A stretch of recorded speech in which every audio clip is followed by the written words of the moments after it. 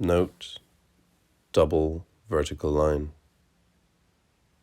As John Hollander, it would annihilate us all to see the huge shape of our being, mercifully, offers us issue and oblivion, thus echoing one more time, though not for the last time,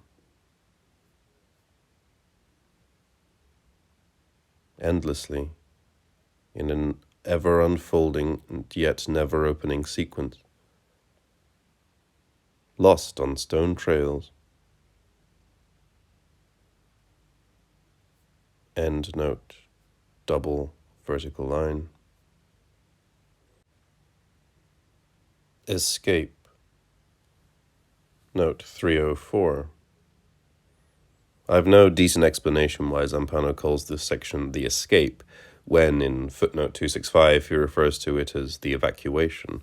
All I can say is that this error strikes me as similar to his earlier waffling over whether to call the living room a base camp or a command post. End note 304.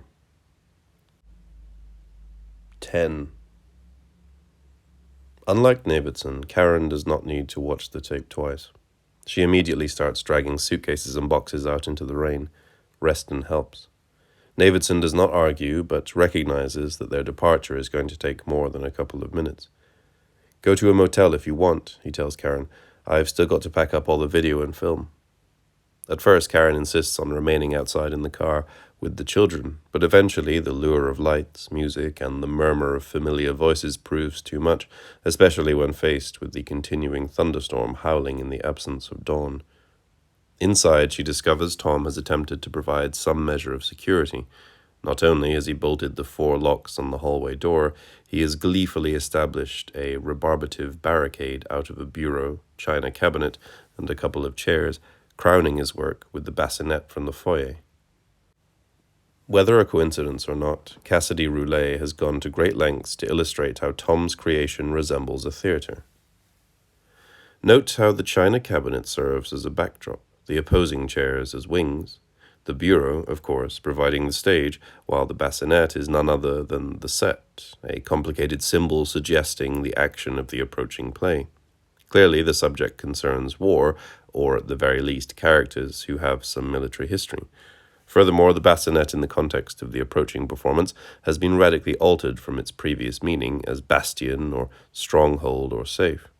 Now it no longer feigns any authority over the dark beyond. It inherently abdicates all pretense of significance. Note 305. Cassidy Roulet's Theatre and Film, Burlington, Barstow Press, 1994, page 56. Roulet also states in his preface, "My friend Diana Neitz at The World of Interiors likes to imagine that the stage is set for Lear, especially with that October storm continuing to boom outside the Navidson's home." End note 305. Karen appreciates Tom's work on this last line of defense, but she is most touched by the way he comically clicks his heels and presents her with the colors, blue, yellow, red, and green, 4 keys to the hallway, an attempt to offer Karen some measure of control, or at least sense of control, over the horror beyond the door. It is impossible to interpret her thanks as anything but heartfelt. Tom offers a clownish salute, winning a smile from both Chad and Daisy, who are still somewhat disoriented from having been awakened at 5 a.m. and dragged out into the storm. Only when they have disappeared upstairs does Tom lift up the bassinet and pull out a bottle of bourbon.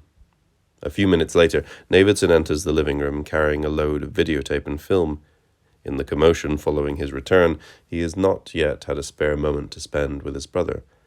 That all changes, however, when he finds Tom on the floor, his head propped up against the couch, enjoying his drink.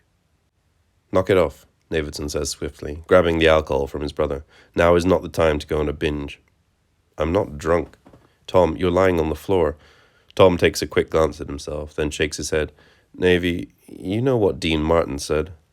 "Sure, you're not drunk if you can lie down without holding on." "Well, look," Tom mutters, lifting his arms in the air. "No hands." Setting down the box he is carrying, Navidson helps his twin up. "Here, let me make you some coffee." Tom gives a noticeable sigh as he at last leans on his brother. Not till now has he been able to really face the crippling grief Navidson's absence had caused him, or, for that matter, address the enormous relief he now feels knowing his twin did indeed survive. We watch as tears well in his eyes. Navidson puts his arm around him. Come on. At least when you're drunk, Tom adds, quickly wiping the wet from his face, you've always got the floor for your best friend. Know why? It's always there for you, Navidson answers, his own cheek suddenly flushing with emotion as he helps his weaving brother to the kitchen. That's right, Tom whispers, just like you. Reston is the one who hears it first. He is alone in the living room packing up all the radios when from behind the hallway door comes a faint grinding. It sounds miles away, though still powerful enough to cause the bassinet on the bureau to tremble. Slowly the noise gathers itself, growing louder and louder, getting closer and closer, something unheralded and unfamiliar contained in its gain, evolving into a new and already misconstrued sort of menace. Reston's hands instinctively grab the wheels of his chair, perhaps expecting this new evolution within the chambers of the house to shatter the hallway door. Instead, it just dies, momentarily relinquishing its threat to silence. Reston exhales. And then from behind the door comes a knock, followed by another one. Navidson is outside loading a box of high-8 cassettes into the car when he sees the upstairs lights in the house go out one by one. A second later, Karen screams. The pelting rain and occasional crack of thunder muffles the sound, but Navidson instinctively recognizes the notes of her distress. As Billy described the scene in the Reston interview, Navidson's dehydrated, hasn't eaten shit for 2 days, and now he's dragging supplies out to the car in the middle of a thunderstorm. Every step he takes hurts. He's dead on his feet in total survival mode, and all it takes is her voice. He drops everything. Lost some rolls of film to water damage too. Just tears through the house to get her. Due to the absence of any exterior cameras, all experiences outside the house rely on personal accounts. Inside, however, the wall-mounted high-8s continue to function. Karen is upstairs placing her hairbrushes, perfume, and jewelry box in a bag when the bedroom begins to collapse. We watch the ceiling turn from white to ash black and drop. Then the walls close in with enough force to splinter the dresser, snap the frame of the bed, and hurl lamps from their nightstands, bulbs popping, light executed. Right before the bed is sheared in half, Karen succeeds in scrambling into the strange closet space intervening between parent and child. Conceptual artist Martin Quaires observes that this is the first time the house has physically acted upon inhabitants and objects. Initially, distance, dark, and cold were the only modes of violence. Now, suddenly, the house offers a new one. It is impossible to conclude that Holloway's actions altered the physics of that space. Nevertheless, it is impossible to deny that its nature seems to have changed. Note 306. Martin Quaires on The L. Patrick Morning Show, KRAD, Cleveland, Ohio, October 1st, 1996. End note 306. Karen avoids the threat in her bedroom, only to find herself in a space rapidly enlarging, the size swallowing up all light, as well as Daisy's barely audible cries for help. The darkness almost immediately crushes Karen. She collapses. Of course, there are no cameras at this point to show her lost in seizure. That history relies once again on the Reston interview. Navy said it felt like he was running into the jaws of some big beast about to chomp down. And as you saw later, that's exactly what the ugly fucker finally did. Reston chokes back tears. Sorry, I'm sorry. Oh, fuck, it still gets me. Anyway, Navy finds her hyperventilating on the floor. He scoops her up. Supposedly she calmed down as soon as she was in his arms. And then all of a sudden, that growl starts up again, rolling in like bad thunder. Reston shifts in his wheelchair, takes a sip of water. Well, he runs out of there, back through their bedroom, barely makes it through. The door frame came down like a guillotine, hammered Navy's shoulder and grazed Karen in the head with enough force she lost consciousness. I tell you, Navy's one tough fucker. He kept going down the stairs and finally outside. And then Daisy stopped screaming. 11. The next clip of High 8 shows Navidson re-entering the house, shouting for Daisy and Chad as he sprints down the hall, heading toward the stairs in order to get back up to the children's bedroom. Then suddenly, the floor drops away, and he is sliding straight into the living room, where he would have died had he not succeeded with one desperate flail to grab hold of the handle to one of the doors. The rest an interview. Me, I had been trying to get the hell out of there. The knock had turned into this heavy, awful pounding. The hallway door was still bolted shut and barricaded, but I just knew all hell was about to break loose. In fact, my first thought was that it was Holloway, though that hammering was awful hard. I mean, the whole wall shuddered with every hit, and I'm thinking, if that is Holloway, he's changed, and I don't need to reacquaint myself with this new and improved version, especially not now. Reston repositions his wheelchair slightly. My chair was still pretty messed up, so I couldn't move as fast as I normally do. Then all of a sudden, the pounding stops. Just like that, silence. No banging, no growl, nothing. And the boy, I don't know how to describe it, but that silence was more powerful than any sound, any call. I had to answer it, that silence. I mean, I had to respond. I had to look. So I turn around. You can see some of this on the video. The door is still closed and the stuff Tom put together is still in front, though the helmet has already fallen to the floor. Then the china cabinet and the bureau start to sink, slowly at first, inch by inch, and then a little faster. My chair begins to slide. I wedge the brakes, grip the wheels. At first I don't understand what's happening, until it dawns on me that it's the floor beneath the barricade that's dropping. That's when I twisted round and lunged for the foyer. No chance I could have wheeled out of there. I barely managed to reach the doorframe and get enough of a purchase to hang on. My chair, though, slipped out from under me and just rolled, end over end, down that slope. The floor must have sunk 6-7 feet, way below the baseboard, like the foundation had given way, except there was no fucking foundation. You expected to see cement, but all there was blackness. All of it, the china cabinet, bureau, coffee table, chairs, just slid down that floor and vanished over the edge. Navy would have vanished too if he hadn't got hold of that door lever. Thus the devouring of one theatre of the absurd leads to another. And as is true in both cases, no amount of monologue, costume, or wit can defer the insistent gravity of that void. As theatre critic Tony K. Rich once remarked, "The only option is a quick exit, stage left, and I'd also advise a cab to the airport." Note 307, Tony K. Rich's Tip the Porter, The Washington Post, Volume 119, December 28, 1995, page C1, column 4, end note 307. The exit, however, is not so easily achieved. The rest an interview again. Well, I started yelling for help. You have to remember my hands were all messed up from the trip down there.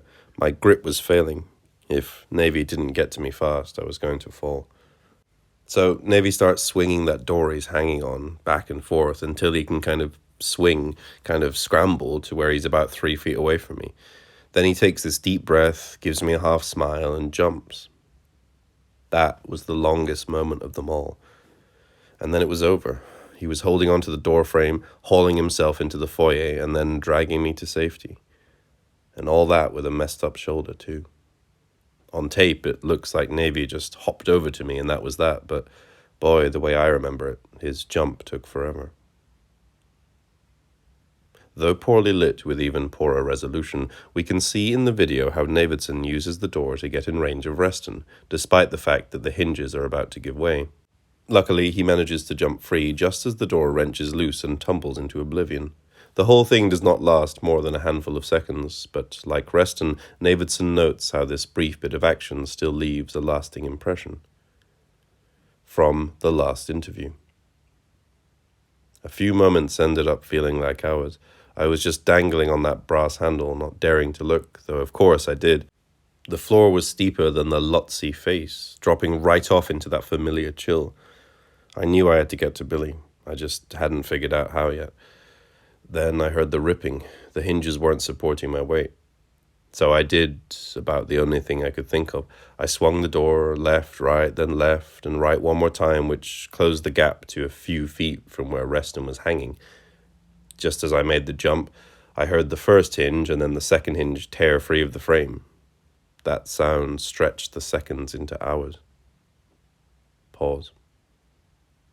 Once I made it through, everything sped up again. The next thing I knew, we were both out in the front lawn getting soaked by the rain. You know, when I finally went back to the house to retrieve the XIII, I couldn't believe how quickly it had all happened. My leap looked so easy, and that darkness doesn't seem dark at all. You can't see the hollowness in it, the cold. Funny how incompetent images can sometimes be.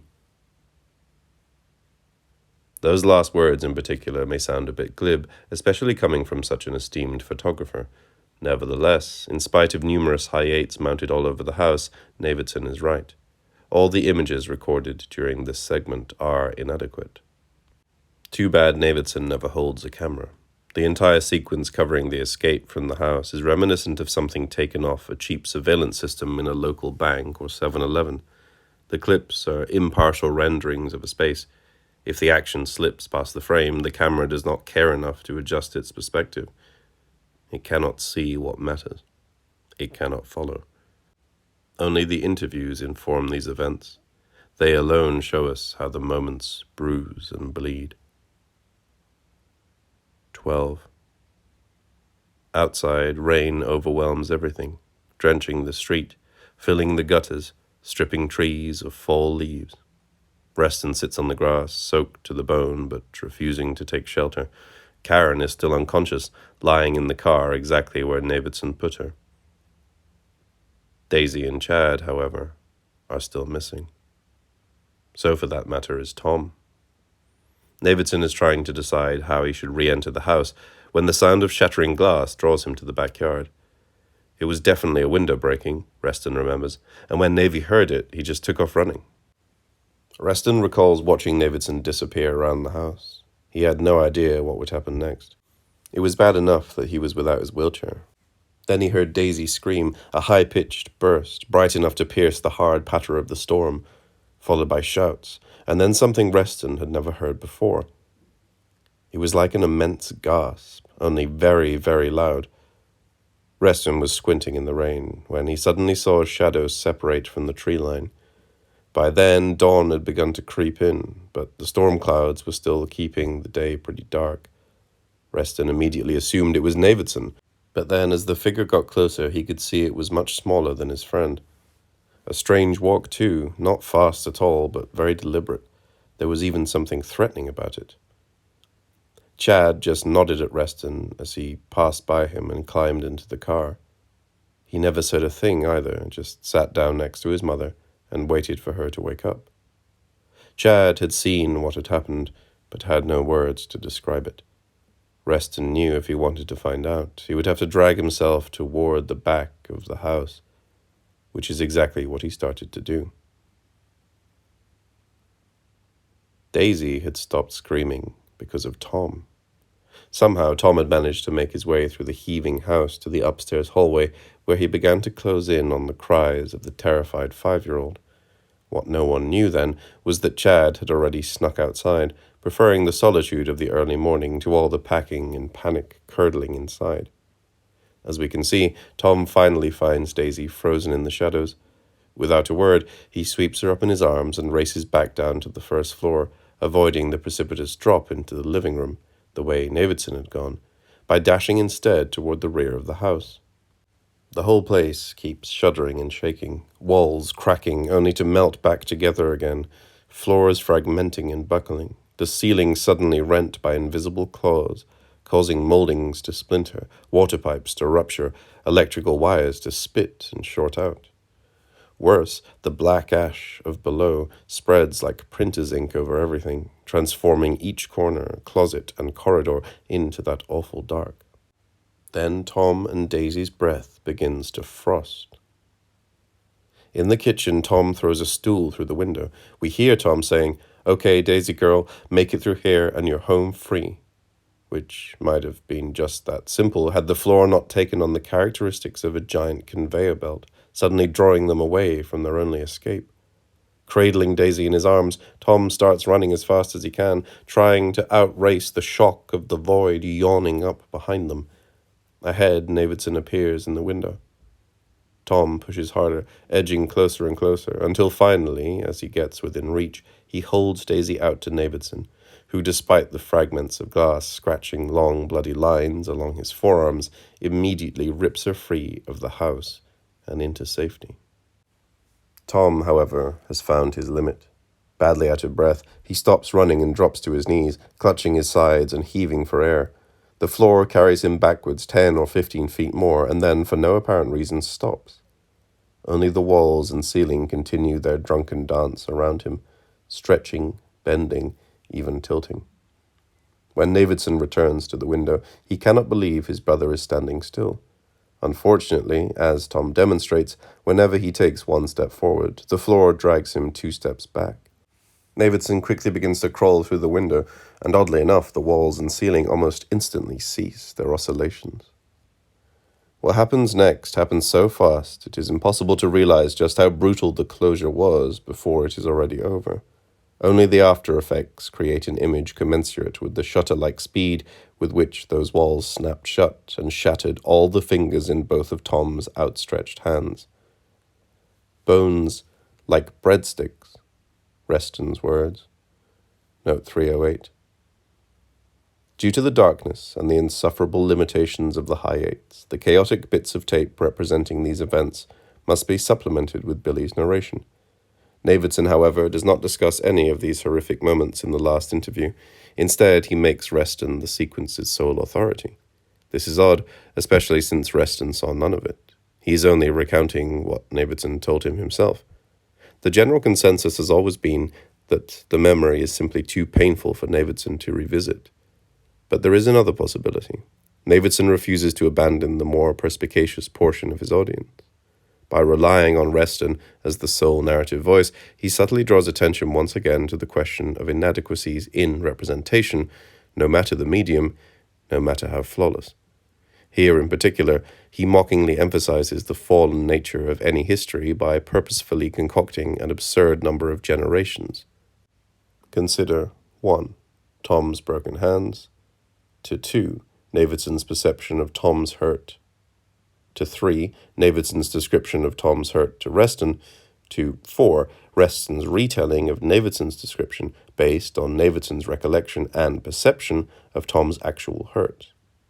A pointed reminder that representation does not replace. It only offers distance, and in rare cases, perspective. End note 308. Now jut out through the flesh. Blood covers his arms, as well as pours from his nose and ears. For a moment, Tom looks like he's going to slip into shock as he stares at his mutilated body. "God damn it, Tom, run!" Navidson shouts, and Tom tries, though his effort only sweeps him farther away from his brother. This time, when he stops, he knows he has no chance. "Hang on, I'm coming to get you," Navidson yells as he squeezes himself all the way onto the kitchen counter. "Oh, Christ," Tom mutters. Navidson looks up. "What?" Whereupon Tom disappears. In less time than it takes for a single frame of film to flash upon a screen, the linoleum floor dissolves, turning the kitchen into a vertical shaft. Tom tumbles into the blackness, not even a scream flung up behind him to mark his fall. Navidson's own scream ineffectually scratching after him, his twin stolen and finally mocked in silence.